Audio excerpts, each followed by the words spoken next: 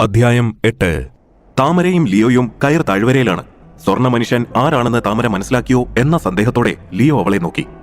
അനാവശ്യ സംസാരങ്ങൾ കൊണ്ട് നിങ്ങൾ എന്റെ വിലപ്പെട്ട സമയം നശിപ്പിക്കുന്നു. നിങ്ങൾക്ക് ഞാനിത് വിൽക്കുന്നില്ല. ഇവിടെ നിന്നും പോയിക്കോളൂ. ലിയോ ഉള്ളിലുള്ള പരിഭ്രമം മറച്ചുകൊണ്ട് പറഞ്ഞു. ശരി, ഇതെല്ലാം എനിക്ക് തന്നെ വേണം എന്ന് പറഞ്ഞുകൊണ്ട് താമര അവളുടെ ബ്രേസ്ലെറ്റിലെ ഒരു ബട്ടൺ അമർത്തി. അവൾക്ക് മുന്നിൽ ഒരു മാജിക് സ്ക്രീൻ തെളിഞ്ഞു. അവൾ 1000 സെൽ പോയിന്റുകൾ ലിയോയുമായി പങ്കുവച്ചു. ലിയോയുടെ ബ്രേസ്ലെറ്റിലേക്ക് ഒരു മാന്ത്രിക പ്രകാശം പതിച്ചു. അവന്റെ മുന്നിൽ തെളിഞ്ഞ മാജിക് സ്ക്രീനിൽ സെൽ പോയിന്റുകൾ 1000 എണ്ണം വർദ്ധിച്ചു എന്ന് കാണിച്ചു. കച്ചവടം കഴിഞ്ഞല്ലോ, ഇനി നമുക്ക് പരിചയപ്പെടാം. എന്റെ പേര് താമര. ഞാൻ റൈഡൻ നഗരത്തിലെ വിപാശയുടെ കീഴിൽ വേട്ടക്കാരിയാകാനുള്ള പരിശീലനം എടുക്കുന്നുണ്ട്. നിങ്ങൾ ഇതുപോലുള്ള ജന്തുക്കളെ വേട്ടയാടുകയാണെങ്കിൽ എന്നെ അറിയിക്കണം. ഞാൻ പോയിന്റുകളോ ആയുധങ്ങളോ നൽകി അതിനെ മൊത്തമായി വാങ്ങിക്കൊള്ളാം. താമര ലിയോയെ സൂക്ഷിച്ച് നോക്കിക്കൊണ്ട് പറഞ്ഞു. ശരി, അങ്ങനെ ചെയ്യാം. ഇപ്പോൾ പോയിട്ട് എനിക്ക് കുറച്ച് തിരക്കുണ്ട്. നമുക്ക് പിന്നെ കാണാം. അവൻ അവിടെ നിന്നും പോകാനായി തിടുക്കം കൂട്ടി. ഹേയ്, നീ ആരാണെന്ന് പറഞ്ഞില്ല. നിന്റെ പേരെങ്കിലും പറഞ്ഞിട്ട് പോകൂ. താമര മുന്നോട്ട് നടക്കുന്ന അവനെ നോക്കി ഉച്ചത്തിൽ വിളിച്ചു പറഞ്ഞു. ലിയോ അവളെ തിരിഞ്ഞു നോക്കി. അത് എന്റെ പേര് എന്ത് പറയണമെന്നറിയാതെ അവൻ ഒരു നിമിഷം ചിന്തിച്ചു. അവന്റെ പേര് കേൾക്കാനായി താമര കൗതുകത്തോടെ നിന്നു. ലിയോ താമരയെ തന്നെ നോക്കി നിൽക്കുകയായിരുന്നു. അവളുടെ കഴുത്തിൽ കിടന്ന മാലയുടെ ലോക്കറ്റിലുള്ള സൂര്യന്റെ രൂപം സൂര്യപ്രകാശമേറ്റ് തിളങ്ങി. അവന്റെ ശ്രദ്ധ അതിൽ പതിഞ്ഞു. സൂര്യൻ, എന്റെ പേര് സൂര്യൻ. അവൻ അവളെ നോക്കി ഉച്ചത്തിൽ വിളിച്ചു പറഞ്ഞു. സൂര്യൻ, സൂര്യൻ. താമര ആ പേര് ആവർത്തിച്ച് പറഞ്ഞു നോക്കി. ആ നേരം കൊണ്ട് ലിയോ കുറച്ച് ദൂരം മുന്നിലേക്ക് നടന്നിരുന്നു. താമര അവനെ നോക്കി ഉറക്കെ വിളിച്ചു പറഞ്ഞു. സൂര്യൻ, ഞാൻ നിനക്കായി കാത്തിരിക്കും. നീ ഉറപ്പായിട്ടും വരണം. വില എത്രയായാലും എനിക്ക് പ്രശ്നമില്ല. നീ വേട്ടയാടുന്ന മൃഗങ്ങളെ ഞാൻ എടുത്തോളാം. അത് കേട്ട ലിയോ നടക്കുന്നതിനിടയിൽ അവന്റെ കൈ ഉയർത്തി കാണിച്ച് അതിന് സമ്മതം അറിയിച്ചു. അവൻ ആരാണ്? എവിടെ നിന്നാണ് വന്നത്? റൈഡൻ സിറ്റിയിലെ ഒരാൾക്കും സ്വർണ്ണ കവചമില്ല. അവൻ ഉറപ്പായും മഹാനായ ഒരു യോദ്ധാവായിരിക്കണം. എന്നാലും അവൻ ഏത് പെൺകുട്ടിക്കുള്ളതാണോ ആവോ? ഒരു നെടുവീർപ്പോടെ അവൾ ചിന്തിച്ചു. ലിയോ താമരയിൽ നിന്നും ദൂരെ എത്താൻ കൂടുതൽ വേഗത്തിൽ നടന്നു. അവൻ അവളോട് നടത്തിയ കച്ചവടത്തെക്കുറിച്ച് ഓർത്തു. അവനാണ് സ്വർണ്ണ മനുഷ്യൻ എന്ന സത്യം താമരയോട് വെളിപ്പെടുത്താൻ അവൻ ആഗ്രഹിച്ചില്ല. ആ സ്വർണ്ണ കവചം ഉപയോഗിച്ച് യഥാർത്ഥത്തിൽ താൻ ആരാണെന്നുള്ള കാര്യം മറച്ച് അവന് വേണ്ട പല കാര്യങ്ങളും നേടിയെടുക്കാൻ കഴിയുമെന്ന് അവൻ വിശ്വസിച്ചു. കൂടാതെ പുതിയ ലോകത്തിലെ രഹസ്യങ്ങളെക്കുറിച്ചും അത്ഭുതങ്ങളെക്കുറിച്ചും പതിയിരിക്കുന്ന അപകടങ്ങളെക്കുറിച്ചും കൂടുതൽ മനസ്സിലാക്കാനും ആ സ്വർണ്ണ കവചം ഉപകാരപ്പെടുമെന്ന് അവൻ ചിന്തിച്ചു. അവിടെ നിന്നും തന്റെ ലോകത്തേക്ക് രക്ഷപ്പെട്ടു പോകാനുള്ള വഴിയും ഇതിനിടയിൽ കണ്ടുപിടിക്കണമെന്ന് അവൻ മനസ്സിൽ ഉറപ്പിച്ചു. 40ഓളം വെട്ടുകിളികളെ കൊന്നിട്ടും അതിൽ നിന്നും കിട്ടിയ 500 സെൽ പോയിന്റുകളും താമരയിൽ നിന്നും ലഭിച്ച 1000 പോയിന്റുകളും ഉൾപ്പെടെ 1500 പോയിന്റ് മാത്രമാണ് അവന് കിട്ടിയത്. ലിയോ അവിടെ നിന്നും റൈഡൻ നഗരത്തിലേക്ക് പോകാൻ താല്പര്യപ്പെട്ടില്ല. പകരം പരിണാമത്തിനുള്ള പോയിന്റുകൾ ശേഖരിക്കാനായി വേട്ടയാടാൻ പോകാനായിരുന്നു അവൻ അപ്പോൾ താല്പര്യം. അവൻ ചെമ്പൻ പല്ലുള്ള പൂച്ചകൾ വിഹരിക്കുന്ന സ്ഥലത്തേക്ക് പോയി. ഇനി എന്താണ് ചെയ്യാൻ പോകുന്നത് ലിയോ? ലിയോയുടെ തോളിൽ പ്രത്യക്ഷപ്പെട്ട ചീനു ചോദിച്ചു. ഞാനൊരു ചെമ്പൻ പല്ലുള്ള പൂച്ചയെ പിടിച്ച് വളർത്താൻ പോകുന്നു. റൈഡൻ നഗരത്തിനടുത്തുള്ള കാട്ടിൽ അവ ധാരാളമായി കാണുമെന്ന് ഞാൻ കേട്ടിട്ടുണ്ട്.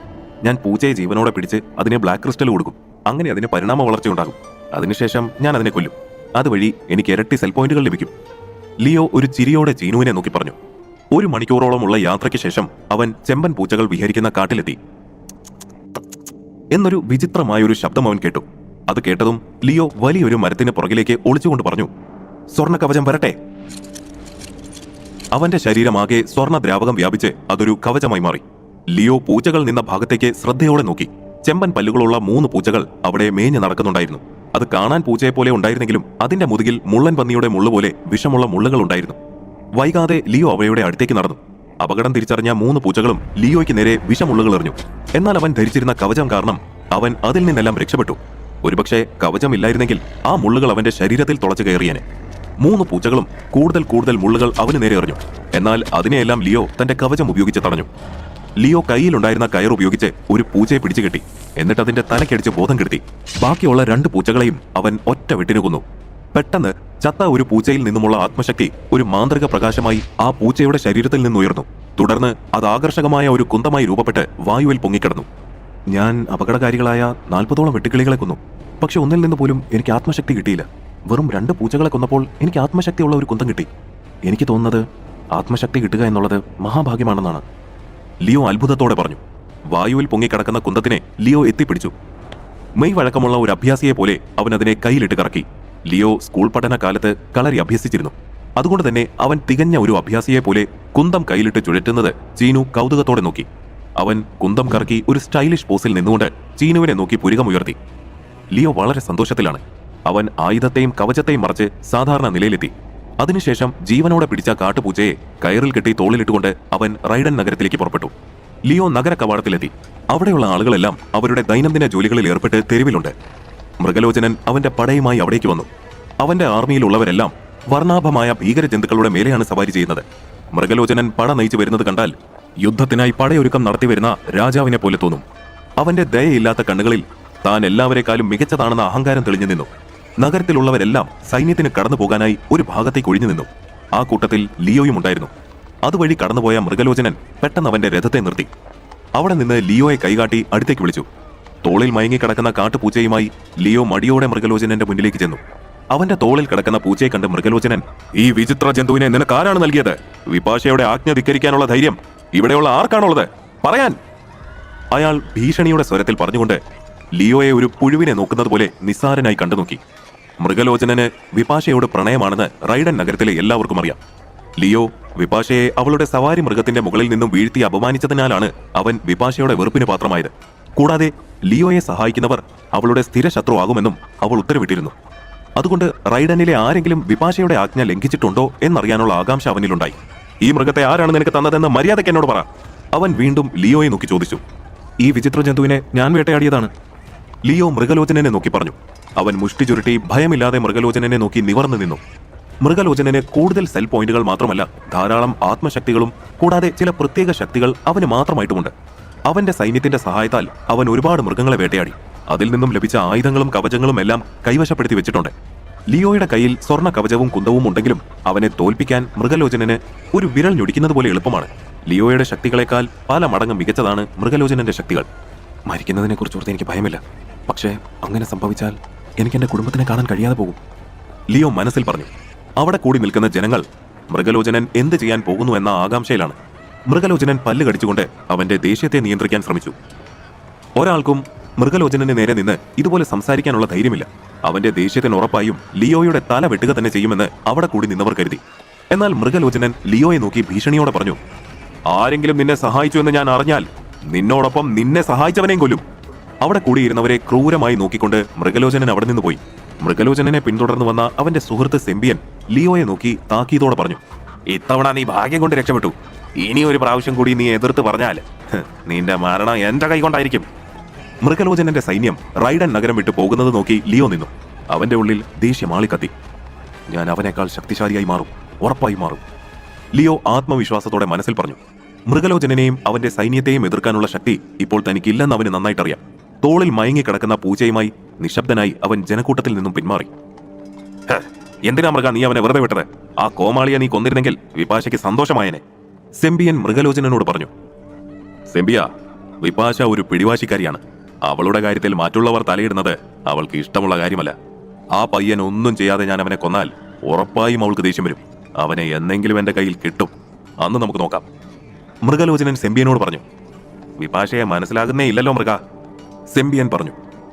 കാലം വരും സെമ്പിയ, നമുക്ക് കാത്തിരിക്കാം. ഞാൻ പറയുന്നതുവരെ നമ്മുടെ സൈന്യത്തിലെ ആരോടും അവളുടെ ഒരു കാര്യങ്ങളിലും ഇടപെടരുതെന്ന് പറയണം. എത്രയും വേഗം അവളെ ഞാൻ സ്വന്തമാക്കും. ഈ സാമ്രാജ്യം നിരന്തരം ഈ മൃഗൻ തന്നെ ഭരിക്കും. മൃഗലോചനൻ ക്രൂരത മുറ്റിയ ചിരിയോടെ പറഞ്ഞു. ലിയോ മുറിയിലെത്തി. അവൻ പിടിച്ചുകൊണ്ടുവന്ന പൂച്ചയെ ഒരു കൂട്ടിലടച്ചു. മെല്ലെ ഉറക്കം വിട്ടുണർന്ന പൂച്ചയുടെ അടുത്തേക്ക് അവൻ ബ്ലാക്ക് ക്രിസ്റ്റൽ വെച്ചു കൊടുത്തു. പൂച്ച അത് വിഴുങ്ങി. ലിയോ അത് പരിണമിക്കുന്നതിനായി കാത്തുനിന്നു. മണിക്കൂറുകൾ കഴിഞ്ഞിട്ടും പൂച്ചയ്ക്ക് കാര്യമായ മാറ്റമൊന്നും വന്നില്ല.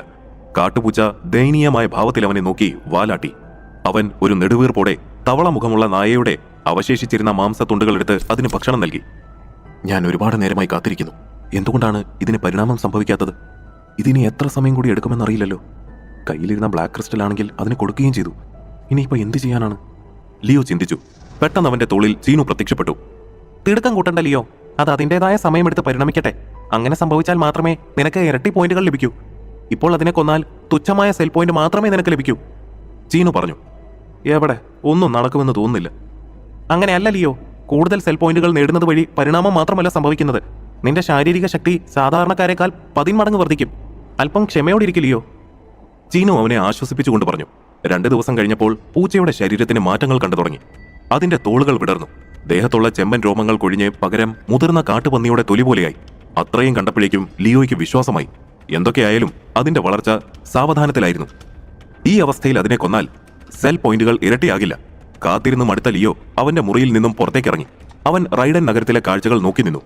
ആ സമയത്ത് താമര സൂര്യനിൽ നിന്നും വിലപേശി വാങ്ങിയ വെട്ടുക്കിളികളുടെ മാംസം റൈഡനിലെ ദുർബലർക്കും കുട്ടികൾക്കും ദാനം ചെയ്യുന്നത് അവൻ കണ്ടു.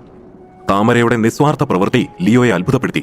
നെടുവീർപ്പോടെ അവൻ വീണ്ടും റൈഡൻ നഗരത്തിലെ കാഴ്ചകളിലേക്ക് തിരിഞ്ഞു. ലിയോയുടെ പുറകിൽ നിന്നും താമരയുടെ ശബ്ദമുയർന്നു. ലിയോ തിരിഞ്ഞവളെ നോക്കി. ലിയോ, നിനക്ക് സുഖമാണോ? അവൾ ചോദിച്ചു. അതിന് മറുപടിയായി അവൻ ചിരിച്ചു.